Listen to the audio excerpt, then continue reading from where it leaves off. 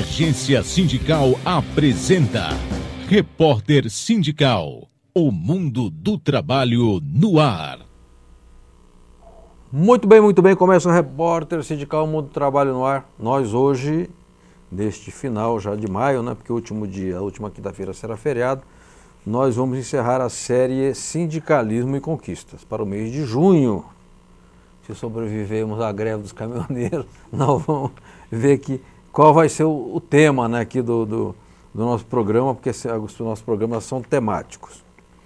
Na série Sindicalismo e Conquistas, nós trouxemos vários dirigentes sindicais para dar o seu testemunho de que em suas bases, apesar da recessão, da agressividade da lei trabalhista, da sanha patronal em cortar direitos, as entidades têm conseguido manter as convenções coletivas de trabalho na íntegra e obter algum avanço.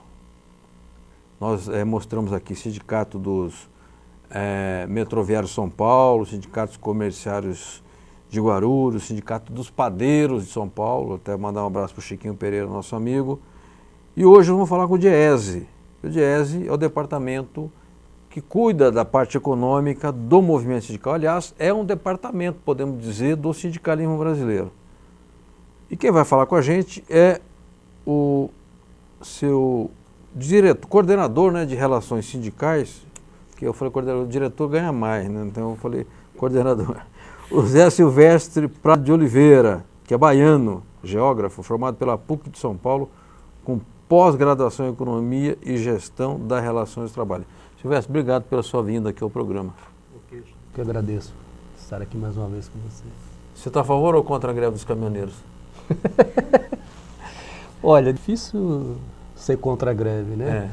Agora, não sei, a greve, a dúvida é uma greve só de caminhoneiros? Tem de tudo ou ali, tem né? de tudo, quem é que está por trás, né? Enfim, é lockout, mas não dá para dizer que a reivindicação dos caminhoneiros e a condição de trabalho da maioria deles não requeram a reivindicação que eles estão fazendo agora, que é justa. Eu também achei. Eu entrei no site da federação e vi lá, a FENACAT, né? Até eu quero conversar depois com o Norival, que é seu presidente, até pedir para o Magri, que é amigo dele, fazer um meio de campo para a gente conversar, para entender melhor, né, o que é esse movimento. E lá tem uma pauta de 4 itens, né, desde 2015. Primeiro, controle desse diesel, porque não é possível que tenha aumento praticamente diário, em que em 10 meses subiu 56%. O diesel, a gasolina teve dias que subiu diariamente, é uma coisa inadmissível, né? Então essa reivindicação ela é justa. Agora, o que você falou é uma coisa correta. A gente não sabe exatamente o que é essa greve. É uma greve de trabalhadores, daqueles caminhoneiros que são donos do próprio caminhão? É uma greve que tem o dedo do patronato? É uma greve que tem Bolsonaro na parada, bolsonarismo, essas coisas esquisitas? Eu acredito que tem de tudo, né? Estou achando importante, Silvestre, setores do movimento sindical se aproximar, né? Como a Força fez um documento de apoio, a CUT fez, a CTB fez, a CNTM fez, eu vi também uma federação de pessoal da agricultura, de trabalhadores do Rio Grande do Sul fazer, enfim, colocar um pouco da presença sindical na greve, porque se não houver essa ocupação, o espaço de interlocução, inclusive, será ocupado pelo setor da sociedade muito radicalizado e muito à direita, então é ruim para todos nós. O Edu nos avisa, eu não havia esquecido, que temos aqui a nossa jornalista Ariana Soares, da Agência Sindical, que encaminha as perguntas e participações dos internautas e telespectadores. Tudo bem, Ariane? Tudo bem, João Franzin. Muito boa noite a você, boa noite a Silvestre também. E a você, internauta que nos acompanha aqui no Repórter Sindical na Web desta quinta-feira.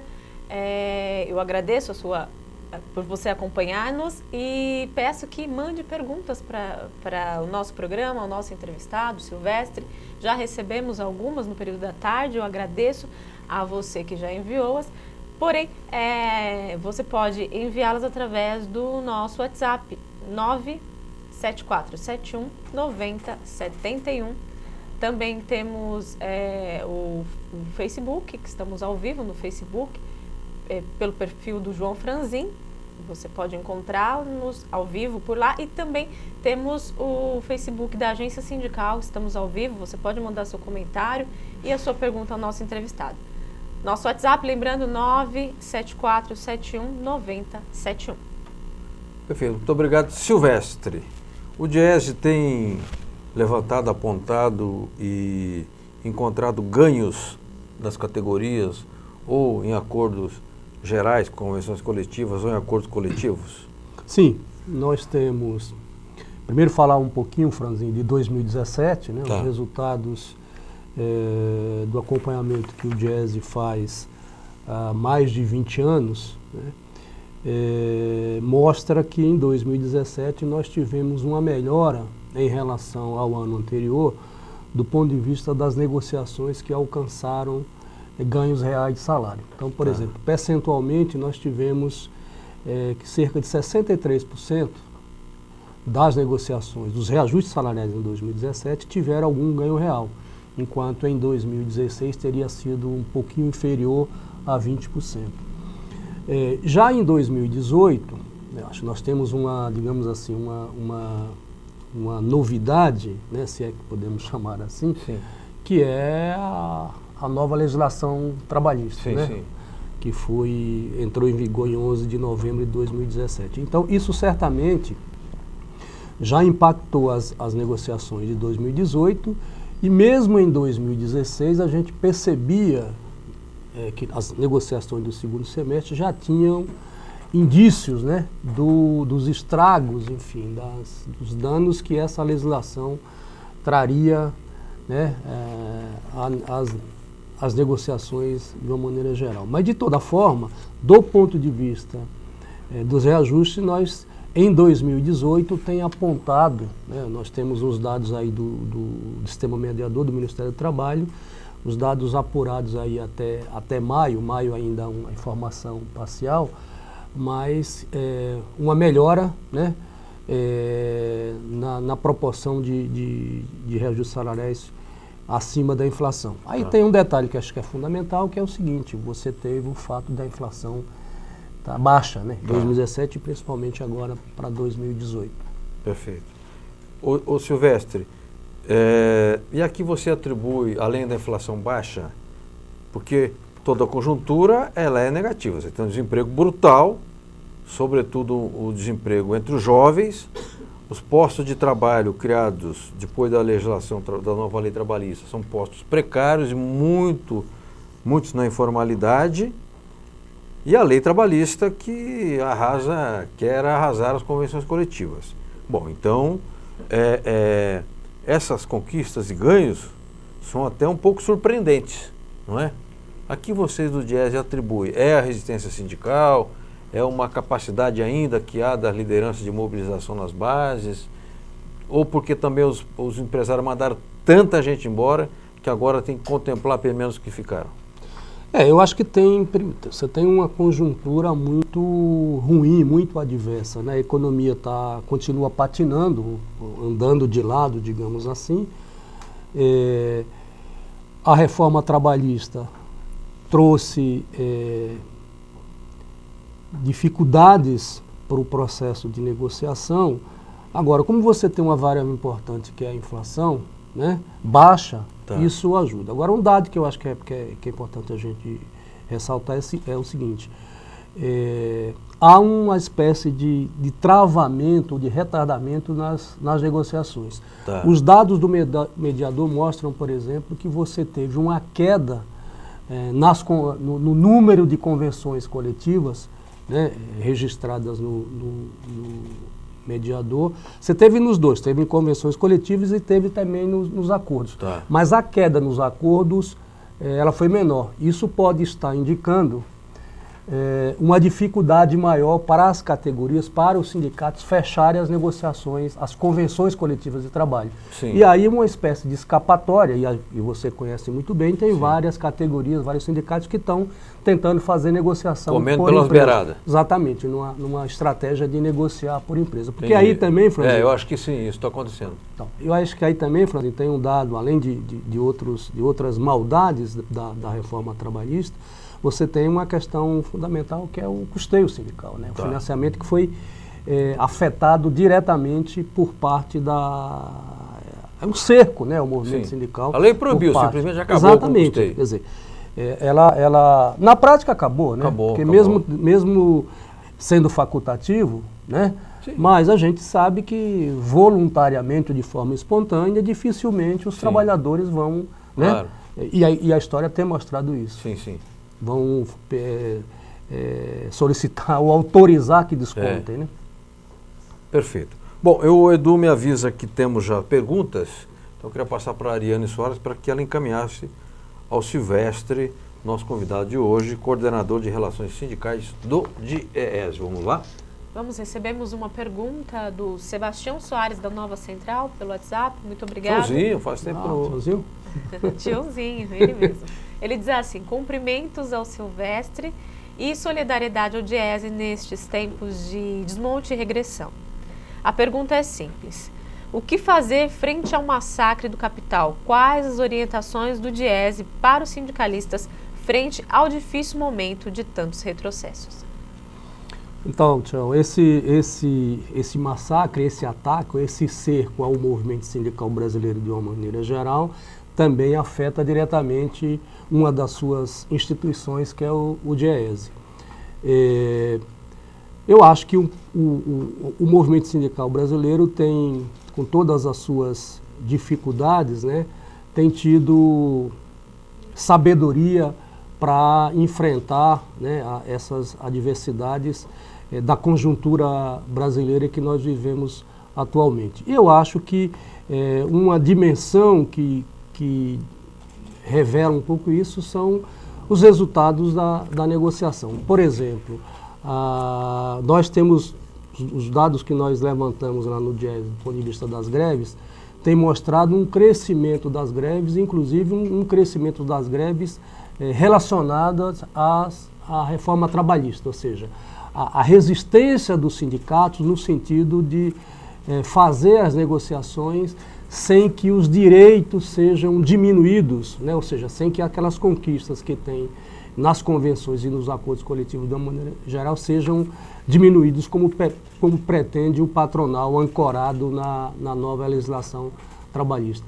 Agora, é isso, tem uma dimensão importante aí que é a questão do custeio, do financiamento. Isso, de fato, dificulta sobremaneira, né, a luta, a organização, sim, e assim por diante.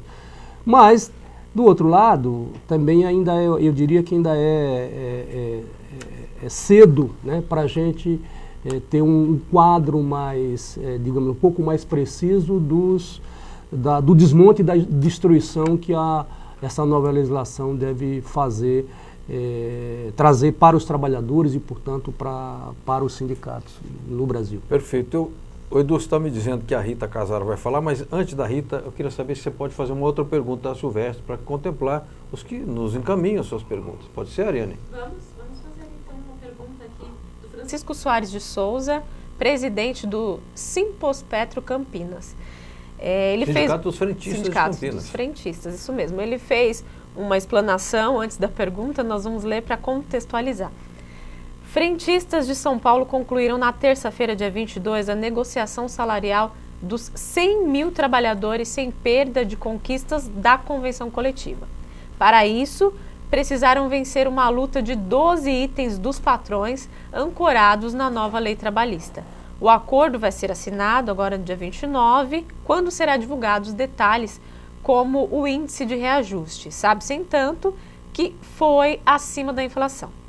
A batalha neste ano se deu no campo da manutenção na Convenção Coletiva de Trabalho dos Direitos Conquistados. A repercussão das redes sociais, aliás, mostra que os trabalhadores reconhecem isso e estão atentos à ameaça. Assim, diante do cenário de dificuldades jamais enfrentado antes, como você vê o ambiente das negociações para o próximo ano? Olha, só um pouco aproveitando a questão, a pergunta... Aí eu complemento, vai depender da eleição para presidente ou não? A eleição para presidente é outubro, né? Então, acredito que não tenha... que não afete as negociações de forma expressiva, né? Tá. Algum efeito sempre tem, né? Porque, óbvio, depende, obviamente que dependendo do resultado eleitoral, isso aí pensando 2019, isso vai ter repercussão do ponto de vista do movimento sindical, da negociação de uma maneira geral e principalmente do ponto de vista da economia, né? Mas voltando à questão do Chico, eu diria o seguinte, nós falamos aqui rapidamente da questão do reajuste, que é uma variável importante aí do processo de negociação. Os dados mostram que tem se conseguido aumento real, graças, em parte, à ação sindical e principalmente à baixa da inflação. Mas eu acho que o que o Chico está colocando revela um pouco o que a gente tem observado aí, acompanhando as negociações e também na sistematização dos materiais, das informações que a gente acompanha, que é uma resistência por parte dos trabalhadores. Quer dizer, a dificuldade maior não é de negociar o reajuste salarial em si. Sim. A grande dificuldade está em relação à manutenção das principais cláusulas da convenção ou do acordo coletivo de trabalho. Eu acho que isso tem sido, pode variar um pouco de uma categoria ou de outra, mas eu diria que a tendência é de resistência para tentar fechar uma negociação, tentando, evidentemente, manter aquelas conquistas que foram conseguidas a duras penas ao longo dos diversos anos, né, de negociação. Então, eu acho que agora, além disso, temos que considerar também o seguinte, uma conjuntura extremamente difícil, porque nós estamos falando da negociação, mas como você tem a própria nova legislação, ela trouxe uma série de mudanças, não apenas na negociação, mas na estrutura sindical, na organização sindical e principalmente nas formas de contratação. Por exemplo, se nós considerarmos o trabalho intermitente, o trabalho por tempo parcial, sim, enfim, essas modalidades de contratação introduzida pela legislação, que todas elas são no sentido de precarizar as condições de trabalho, a remuneração e assim por diante. E isso tem um efeito prático do ponto de vista da negociação. Que gera uma dispersão na base trabalhadora. Além da questão da representação sindical, da representatividade sindical, que aí tem a questão da legislação trabalhista, mas também tem a questão da terceirização. Ou seja, isso tudo também tem impactos negativos do ponto de vista do processo de negociação e da própria organização sindical. Perfeito. Eu quero chamar então agora a nossa correspondente, a Rita Casaro, jornalista do Sindicato dos Engenheiros, da Federação Nacional dos Engenheiros, também. Vamos lá, Rita? Correspondente sindical. Informações das entidades e das categorias. Boa noite, Franzin. É um prazer conversar com você e com os amigos que acompanham o Repórter Web mais uma vez.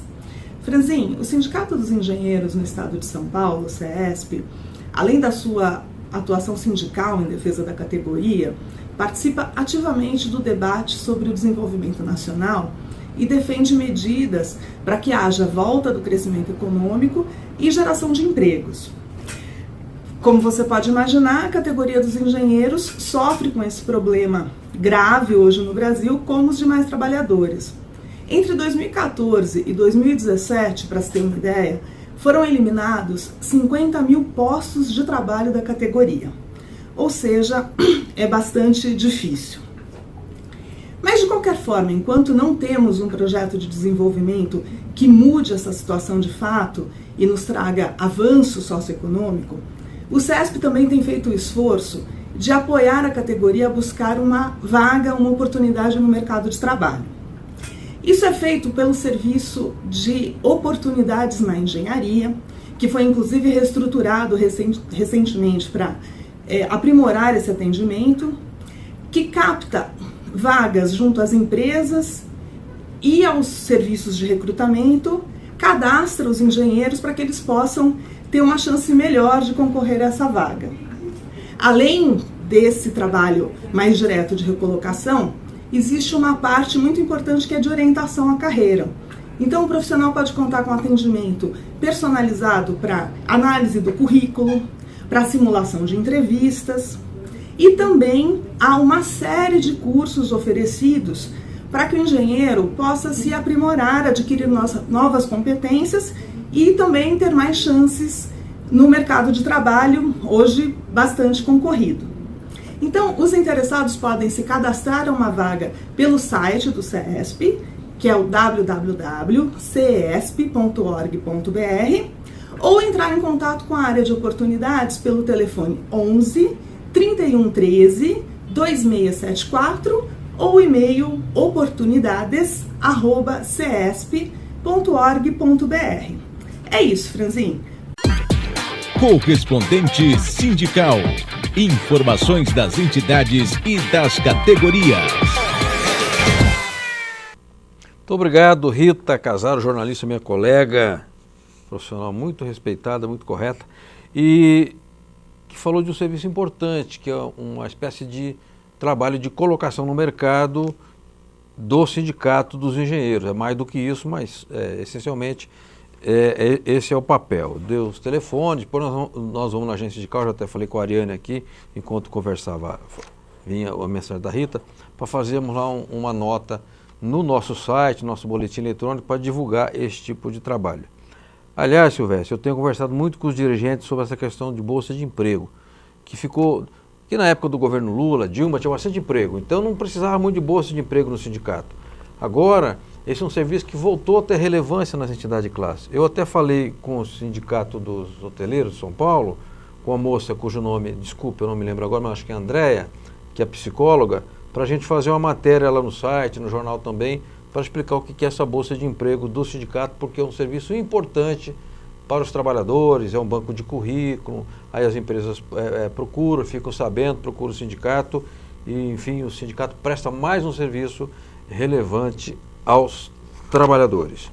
Eu queria, antes de tocar com o Silvestre novamente, e ao encontro do que ele disse dos acordos coletivos, eu marquei, isso aqui é letra de jornalista, isso aqui, tá? Nem nós entendemos o que a gente escreve depois, tá? O Nelsinho, meu amigo Nelson Salazar Diogo, me ligou e disse assim, não esquece de falar no programa de hoje do acordo que nós conseguimos para os vigilantes da Evil, em São Bernardo. É um número grande, lá da Ford. Então, pela convenção coletiva, eles tinham lá uma PLR de cerca de R$301, R$302. Aí fizeram um movimento lá, fizeram uma agitação no velho estilo e conseguiram que esse benefício subisse para 1.363. Ou seja, quase 4 vezes, né? Então, um pouquinho mais que 4, né? 3 vezes 4, 12. Sim. Então, quadruplicou o benefício. E também conseguiram mais um valorzinho lá valorzinho não desmenosprezando, né? R$136 a título de VR. Então, parabenizar o Nelsinho, que se empenhou muito nisso, o Jorge Calabria, o presidente do sindicato, e a justiça que homologou, né? Eu critico muito a justiça, fico falando mal de juiz, de desembargador, mas aí, nesse caso, a justiça foi correta e homologou um acordo que beneficiou os trabalhadores. Silvestre, você falou aqui a negociação, às vezes, no campo econômico, não é tão difícil, porque a inflação está oficialmente baixa, aí 1,80, 2, 2,5, o nego está chegando nisso. O difícil é manter as convenções coletivas. Eu vou tomar a liberdade aqui de mostrar a Convenção Coletiva dos Padeiros de São Paulo, que ela tem aqui 67 itens. As pessoas não sabem, geralmente, que é uma convenção coletiva, desgraçadamente nem o trabalhador sabe. E esse, aliás, foi um erro do sindicato não massificar a convenção coletiva. Tem aqui, reajuste salarial, normatiza trabalhos em dias de repouso, salário do substituto, comprovante de pagamento, o adiantamento vale, a lei não obriga a dar vale, é negociado isso aqui. Um dia do trabalhador da categoria que a empresa tem que pagar em dobro, quinquênio, também não tem na lei quinquênio, na lei da iniciativa privada não tem. Pode ter no trabalhador do serviço público. Convênio médico, um delegado sindical, benefício para gestantes, apoio econômico para mãe adotante ou licença para mãe adotante. Então tudo isso é uma convenção coletiva de trabalho. O que está aqui tem valor de lei e beneficia a vida concreta dos trabalhadores. Por isso que na negociação dos professores da rede privada, o patronato está jogando pesado para derrubar itens da convenção coletiva, itens importantes da convenção. Posso ler aqui? Pode. Ó, os docentes buscam manter conquistas como 30 dias de recesso no final de ano, os patrões querem reduzir para 23, e 2 bolsas de estudo para os filhos. Eles querem, a professora pode ter o filho estudando de graça, ela 2. Eles querem reduzir para 1. Também tem uma garantia de semestralidade de salário que eles querem quebrar. E possibilidade de redução salarial por acordo. É o acordo individual com o empregado, dá conforme propicia a nova lei, né? Então a resistência agora para manter o que está nos acordos é absolutamente indispensável e fundamental para os trabalhadores. Eu volto ao Silvestre, José Silvestre Prado, nosso convidado, coordenador de relações sindicais do DIEESE, para saber o seguinte: nós estamos chegando no fim de maio. O DIEESE geralmente ele faz a divulgação do balanço das campanhas do primeiro semestre. Você já tem uma data definida? Mais ou menos por volta de quando vai ser? Olha, Fred, deve ser divulgado agora no início de junho. Por que a gente atrasou? Normalmente a gente faz a divulgação do balanço do ano anterior ali por volta até final de maio, início de abril. Mas esse ano, né, desde o final do ano passado, mas particularmente esse ano, a gente tem feito, digamos assim, como tem o sistema mediador, tá, né, que nós temos, são 2 fontes de informação. Uma é o nosso próprio banco de dados, nós temos um painel que nós acompanhamos há mais de 20 anos. E são cerca de 900 acordos, não é isso? Cerca de 750, 800 acordos ano. Nacional. Nacional. A partir do ano passado, a gente começou a trabalhar mais os dados do mediador e isso nos permitiu a soltar, digamos, prévias, quase que mensalmente, né? Sim, sim. A partir do acompanhamento do mediador. Então, por isso que, em parte, a gente atrasou a divulgação do balanço, mas a gente deve divulgar agora, eu imagino que agora no começo de junho. Né? Tá. O balanço relativo ao ano de 2017. E vocês vão fazer aquela coletiva de imprensa tradicional ou não? Ou vão chamar os dirigentes sindicais lá? Ou não está definido ainda? Não, a gente vinha falando, é que hoje fazer coletiva, a imprensa no geral não vai, né? Então o que a gente tem feito é o seguinte, fazer o pau, divulga, manda o release e atende a imprensa. Né? E aí, eventualmente, tem uma outra gravação, uma outra entrevista, mas no geral a gente não tem feito mais coletivas, não. Então. Eu vi você no Valor Econômico recentemente lá. Aliás, o Valor Econômico, Justiça, você já feito, hein? Ele, embora seja um jornal econômico e marcadamente empresarial, ele não tem ignorado o sindicalismo. E ele não tem aquele viés da Folha de fazer só a cobertura negativa, né? Eles sempre tiveram uma boa cobertura, né, do sindicalismo, né? Sim, sim. Enfim.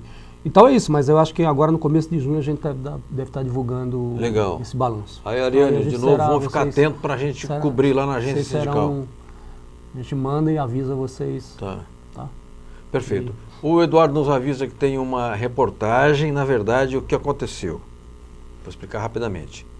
Existe um movimento forte entre representações de trabalhadores e empresários para legalizar os jogos no Brasil. Dos países que compõem a ONU, 86% tem jogos legalizados. Fala, mas e 14 não tem por quê? São os países muçulmanos. Então lá não pode ter jogo. É uma questão religiosa e tal. E há um empenho para que se legalize os jogos como uma forma de trazer da informalidade para a formalidade, para a luz do sol, essa economia que gira muito dinheiro. Também trazer para a formalização e não na informalidade os empregos, os postos de trabalho, e para que o dinheiro do jogo circule mais dentro do Brasil do que fora do Brasil. Então, várias entidades se reuniram, eu estive lá, fiz entrevistas, outras pessoas também fizeram entrevistas. Vamos ver o que foi dito nesse encontro da Union Global referente aos jogos de azar. Vamos lá? Nos dias 17 e 18 de maio foi realizado em São Paulo o encontro da Uniglobal Union, organização sindical mundial do setor de serviços, com sua sessão sobre jogos, a Unijogos de Azar. Essa reunião aqui no Brasil é uma maneira da UNA expressar o seu apoio ao Brasil, é a nossa luta em defesa da regulamentação dos jogos no Brasil. Para Olavo Salles, presidente da Abrabinks, a legalização dos jogos no Brasil não concorre com as loterias oficiais. No mundo inteiro, a indústria dos jogos ela tem uma divisão, é a chamada indústria das loterias e a indústria do segmento de lazer e entretenimento. Então, na indústria de loterias é dominante a participação de governos, porque é uma atividade que se adequa à exploração pelo governo. Por outro lado, a outra metade da indústria, que é denominada como lazer e entretenimento, e aí podemos colocar cassinos, bingos, slot machines em geral, normalmente, por questões óbvias, ela é explorada pela iniciativa privada. Em março deste ano, a Comissão de Constituição e Justiça do Senado rejeitou o projeto 186 de 2014 que regulamentava os jogos de azar. Agora, as entidades apostam suas fichas em um outro projeto, na Câmara dos Deputados, aprovado em comissão especial e que conta com o pedido de urgência assinado por vários líderes. O marco regulatório dos jogos de azar tem como intenção trazer renda, trazer um aporte de caixa ao Tesouro Nacional, tem condições de trazer geração da economia ao redor dos seus produtos, tais como resorts integrados, tais como bingos, tais como casas lotéricas que poderão ter slot machines agora, a partir do texto que tramita no Congresso Nacional. O presidente da Uniglobal Union, o argentino Daniel Amoroso, se diz surpreso com a falta de regulamentação dos jogos aqui no Brasil. Estamos sorprendidos de como os legisladores de Brasil no toman conciencia que un país tan importante como es Brasil no logre tener una ley moderna como la tienen todos los países, la mayoría de los países de Europa y de los distintos continentes, para que puedan conjuntamente el Estado, los empresarios y los trabajadores llevar adelante una actividad lícita que le va a dar rendimiento al Estado, porque esos fondos van a contribuir para fines sociais. Para Ricardo Patá, presidente da UGT, a liberação dos jogos só trará benefícios ao Brasil. Os jogos, e tem projetos para serem regulamentados nesse sentido, traz duas atividades que, a nosso ver, tem que ser contempladas. Geração de emprego, principalmente no momento que nós somos quase 14 milhões de desempregados, é um grande gerador e, além de gerar nesse aspecto, ele estará num polo turístico que vai ter outros desdobramentos, porque você coloca um cassino, por exemplo, no Nordeste, ou vários locais, vários resorts que nós temos aí no nosso país, vai potencializar não só a questão do jogo, mas principalmente a questão do turismo. Muito bem, vamos voltar aqui com o repórter sindical. Ele é torcedor do Racing, eu perguntei, você torce para o Boca? O argentino é muçulmano com judeu, não dá muito certo, né? Esse negócio de futebol lá, eles são ranheta. Eles não, eu torço para o melhor, eu torço para o Racing, né? Eu não sei se o Racing é o melhor, não acompanho o futebol argentino, mas muito politizado, muito preciso, o companheiro, o hermano Daniel Amoroso, parabéns, agora presidente da Union Global, ele que preside, tá? Não é fraco não, não é soldado raso não. Ariane Soares, temos aqui perguntas para o nosso Silvestre do Jazz. Claro, vamos enviar. Mande-as. Vamos encaminhar então a pergunta do Robson Giogazola, jornalista da FEComerciários. Obrigado, Robson. Ele diz assim, amigo Silvestre, o que seria necessário para as comissões de negociações saírem vitoriosas nas convenções, além de conhecerem bem os dados econômicos dos setores nas quais atua? Abraços. Olá, Robson. Um grande abraço para você. Olha, as comissões de negociação, né, de uma maneira geral, deveriam ter um papel, digamos assim, mais relevante, né, no processo de negociação. Agora, veja, com a reforma trabalhista, como ela tem impactos severos aí na estrutura sindical, enfim, no processo de negociação, e tendem, né, uma das coisas que está posta na reforma trabalhista é a questão digamos assim, da prioridade, né, do maior alcance, maior poder para a negociação individual. Sim. Né? Ou seja, o acordo individual se sobrepondo ao acordo coletivo e mais ainda à convenção coletiva de trabalho. Então eu acho que as comissões, né, elas deveriam, ao meu ver, das tarefas era essa luta, né, para manter o processo negocial, reforçando, né, o papel do sindicato Sim. na negociação coletiva, reforçando a autonomia e o direito dos trabalhadores no que diz respeito, e em todos os aspectos, mas particularmente, que é uma questão fundamental, ao custeio sindical, a questão da contribuição sindical, que é um pouco o que vários sindicatos têm conseguido fazer. Depois, Franzinho, eu vou até que listar aqui algumas cláusulas que aparecem, né, com referência à questão da reforma trabalhista. Né, o que tem mais aparecido, o que os sindicatos têm conseguido, digamos assim, tentar brecar e preservar do ponto de vista das convenções e dos acordos coletivos. Mas eu acho que um pouco esse, né, o papel aí das comissões. Não sei se respondia o Robson, mas enfim. Agora, a negociação sempre exigiu do nosso lado preparo, agora mais ainda, né, Silvestre? Sim, porque veja, é verdade que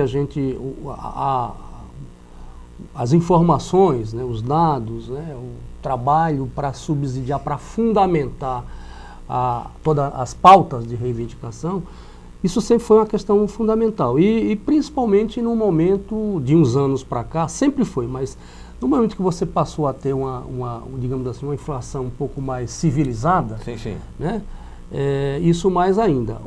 Agora, o dado real, Franzinho, o dado concreto é o seguinte: a nossa, nós que eu digo assim, a nossa tradição, o movimento sindical brasileiro, faz muita negociação, tem muita experiência, negocia as convenções e acordos coletivos, mas questões, né, que vão do ponto de vista, por exemplo, de reestruturação, né, de incorporação de inovações tecnológicas, a questão do emprego, etc.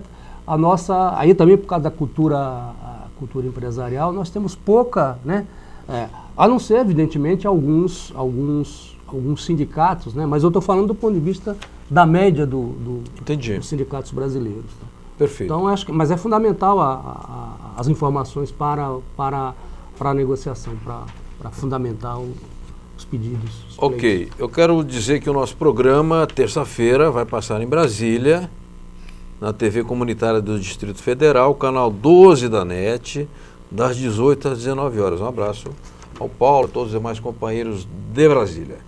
Também passará em Guarulhos, agora no próximo sábado, neste sábado, portanto, das 20h30 às 21h30, no canal 3 da NET, na TV Guarulhos, TV comunitária de Guarulhos. Nós temos um pequeno intervalo, que é com a da CNTEC, né, Confederação Nacional dos Trabalhadores de Estabelecimento de Ensino e Cultura. Mas antes de passar, eu quero que o Silvestre, por gentileza, me relacione aqui, Silvestre, esses itens onde a negociação está pegando mais. Depois a gente comenta um pouco. Então, isso aqui são algumas, nós fizemos um levantamento, né, no sistema mediador, para olhar as cláusulas relativas à reforma trabalhista. Tá. Né? Então, a maior parte das cláusulas observadas, elas, na verdade, acaba, de certa forma, reproduzindo o texto da própria Lei 13.467. Aí é um pouco aqui para olhar quais são os temas mais frequentes. Então, o que, que a gente encontrou lá? Por exemplo, intervalo intrajornada, né? Tá. Contribuição sindical, assistencial e patronal, ou seja, a maior parte no sentido de assegurar a contribuição, mesmo com a reforma. Sim, sim. Banco de horas, Tá. né? Horas itinerary e, por último, homologação, ou seja, a maior parte das cláusulas relativas à homologação, para quê?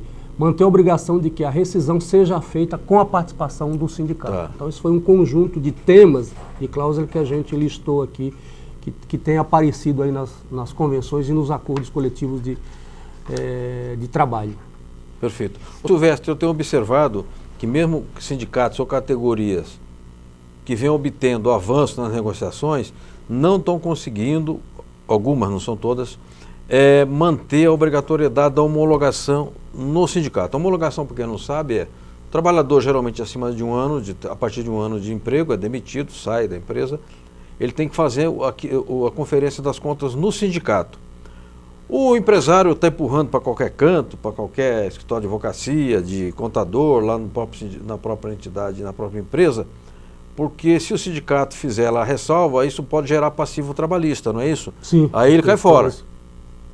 E o sindicato vai tentar conferir, vai conferir todas as contas ali da homologação para ver se está tudo ok ou se não tem nenhum tipo de erro, né, ou mesmo de descumprimento, né, do que reza a legislação em relação aos direitos do trabalhador quando da sua homologação. E aí a empresa não querendo pagar, o sindicato entraria com ação na justiça. O sindicato Dessa forma também é uma maneira esperta de reduzir os processos trabalhistas. Sim, também tem.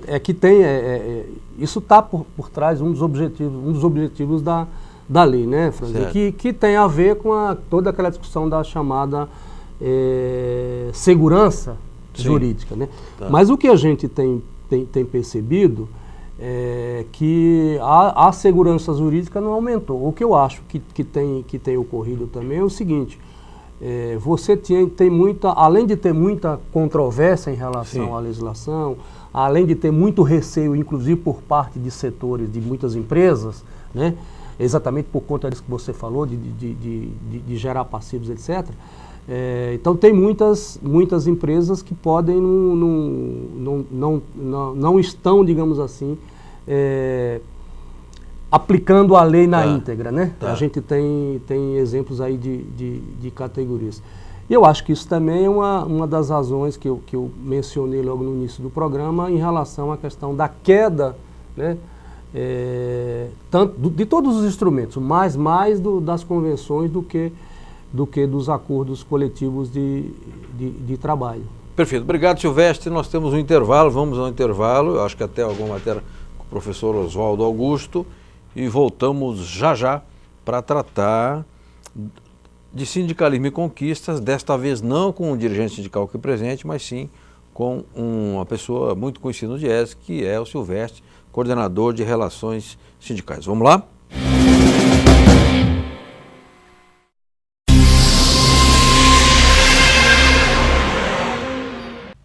Olá, tudo bem com você?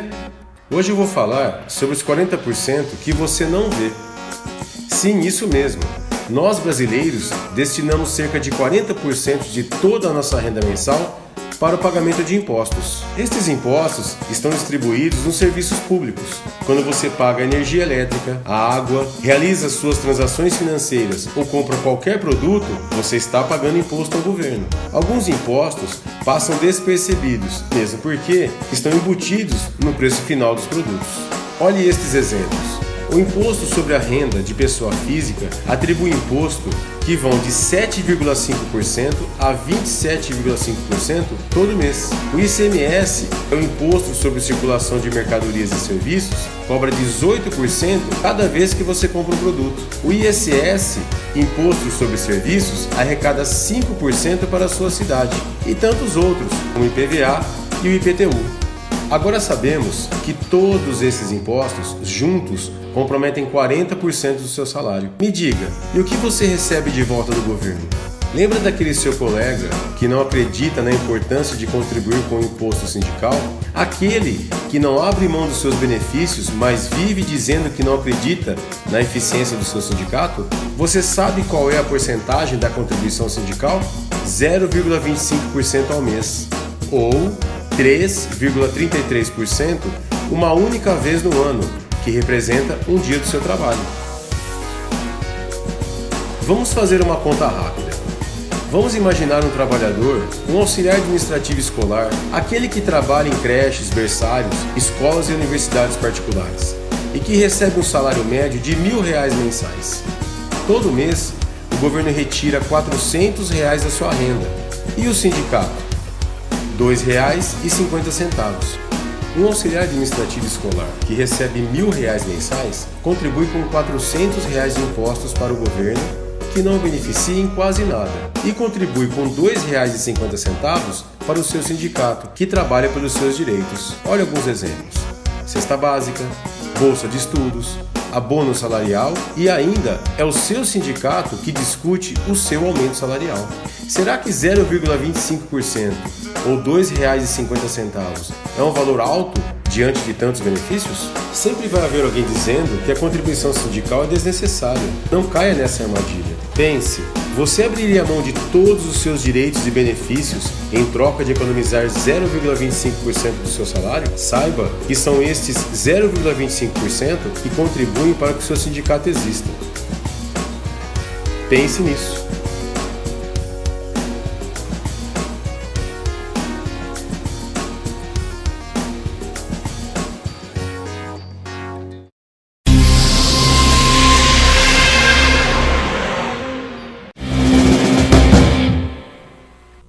Muito bem, como eu não leio o roteiro, que eu erro sempre, quando falo, eu chamo uma coisa e não é bem assim. Na verdade é do setor, da categoria, etc., mas era outro conteúdo, não era entrevista que eu fiz com o professor Oswaldo. Mas é bom o vídeo, ele é didático e simples. E as coisas simples têm uma comunicação direta, não tem muita intermediação ideológica e falatória, e as pessoas acabam entendendo. Eu quero mostrar aqui, mas não tem nada a ver com a área sindical, é que eu gosto de ler, eu sou um leitor voraz e inveterado. E eu ando aqui pelos sebos aqui do centro e achei um livrinho muito bacana hoje aqui no sebo do Messias, aliás, aqui atrás, né? Os Palestinos, Judeus da Terceira Guerra Mundial, do Fausto Wolff, que é o jornalista do Pasquim, muito famoso, né, para morreu, e bebia bom de copo. E também um escritor muito bom. Fotos do Juca Martins, excelente repórter fotográfico, e Fernando Moraes. E ele foi lá para Líbano, que estava ocupado, aquela região sempre em conflito, e fez o que todo bom repórter deve fazer, ele foi conversar com as pessoas. Então não tem aquele negócio de departamento, foi o Departamento de Estado que passou a informação, foi o Mossad, foi o Arafat, na época o Arafat estava vivo ainda.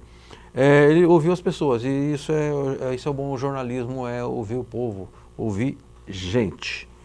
Então eu vou ler, aliás, já comecei a ler hoje. Nós temos aqui hoje, encerrando a série em maio, de Sindicalismo e Conquistas. E o nosso convidado é o José Silvestre Prado, do DIEESE. Eu queria saber se a Ariane tem mais perguntas a Silvestre. Temos? Temos. Vamos voltar ao assunto do início do programa, sobre a greve dos caminhoneiros. O Helenildo Queiroz, o Nildo, de Guarulhos, diretor dos Sindicatos Metalúrgicos de Guarulhos, né?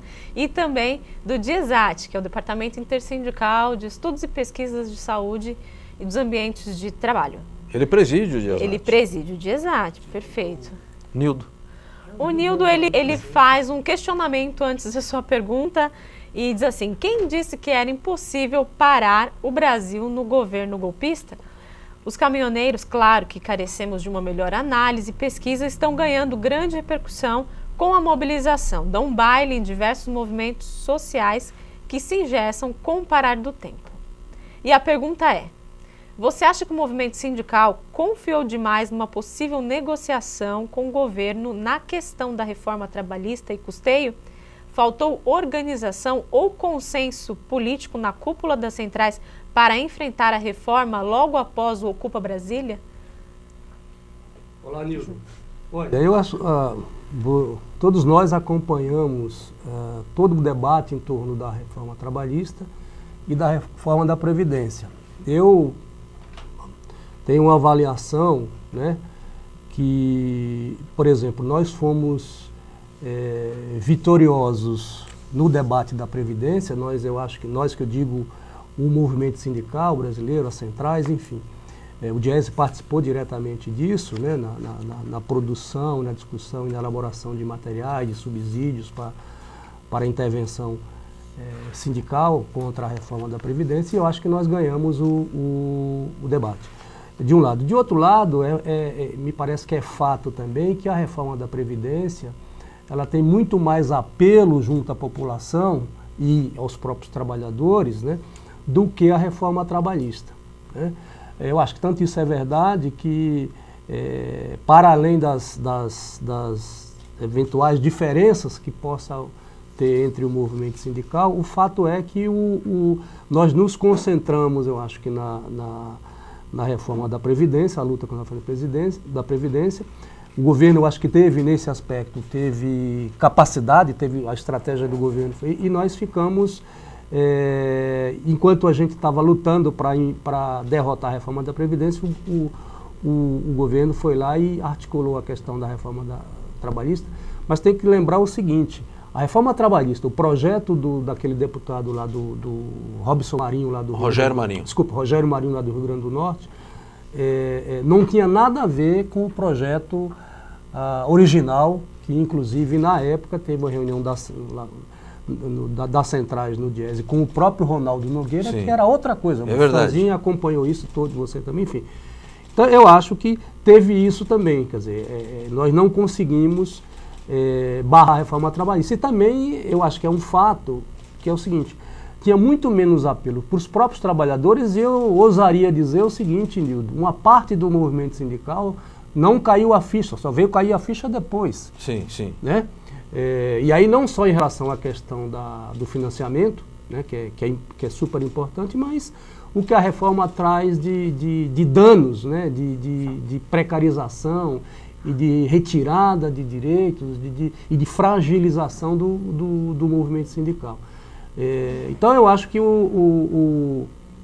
nós, nesse sentido, não é que a gente o movimento sindical não tenha lutado, mas eu acredito que, como o governo abriu essas duas frentes, né, e nós tivemos que trabalhar para barrar a reforma da Previdência, e conseguimos barrar a Previdência, mas infelizmente não conseguimos apoio, né, e ganhar o debate, até porque também não tinha a mídia, né, jogou, sim, sim, como jogou também na reforma da Previdência, mas jogou pesado a favor da votação do projeto da reforma trabalhista, e nós não conseguimos barrar a reforma, infelizmente. Perfeito. É que também teve uns companheiros nossos aí que ficaram acreditando na tal medida provisória, né?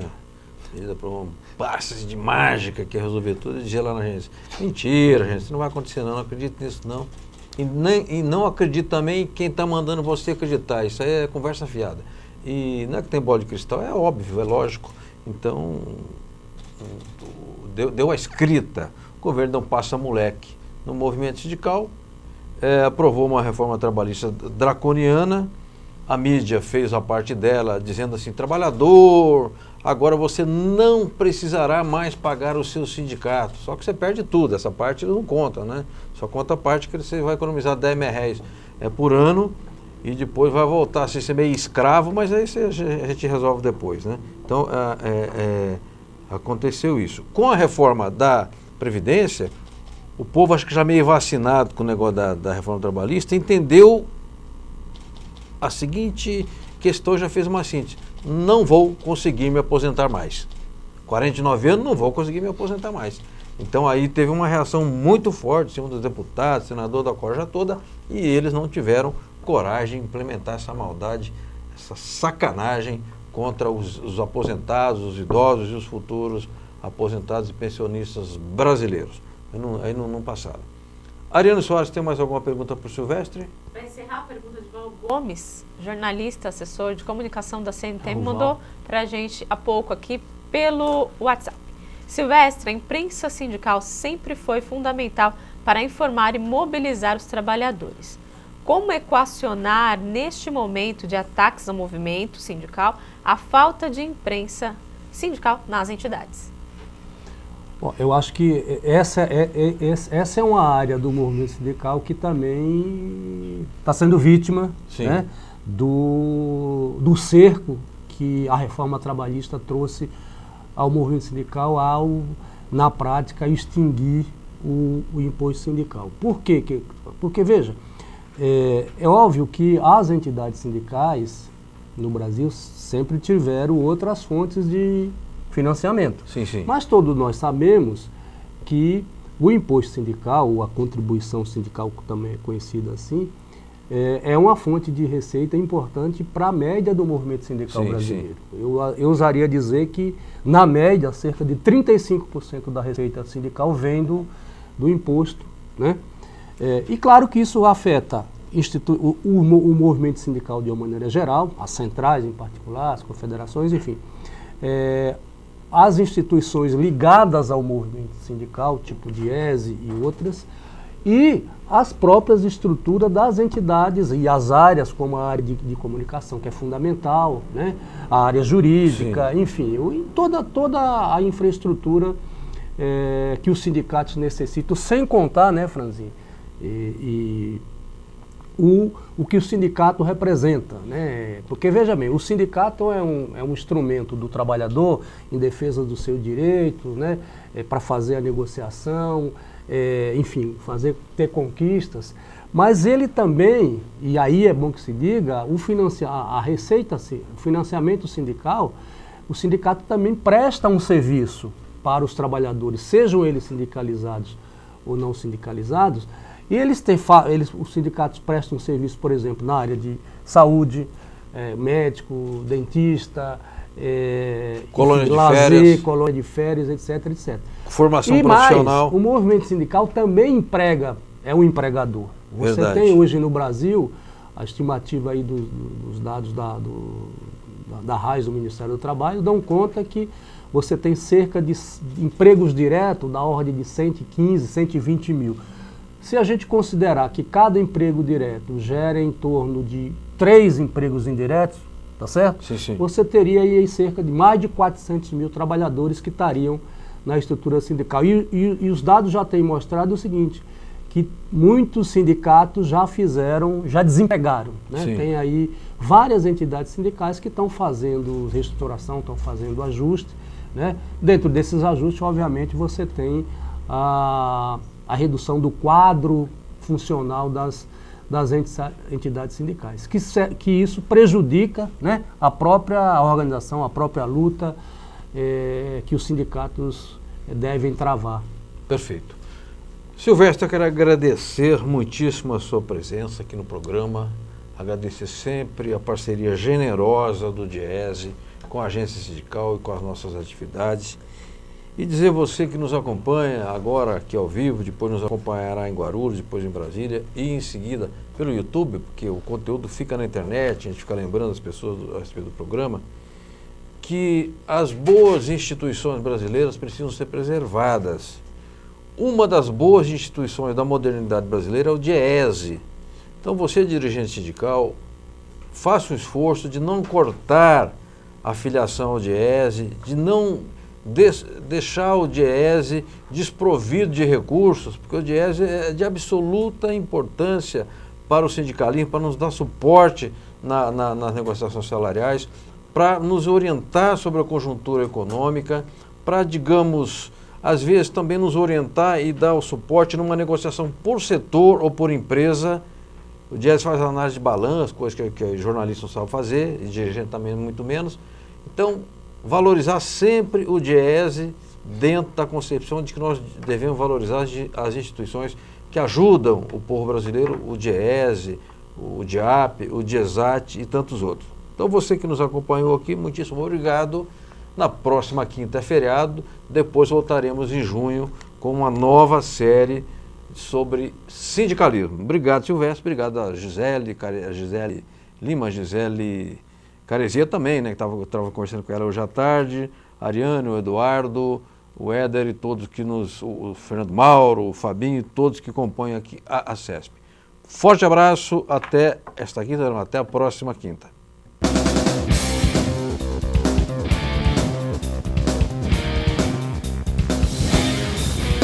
Agência Sindical apresentou Repórter Sindical, o mundo do trabalho no ar.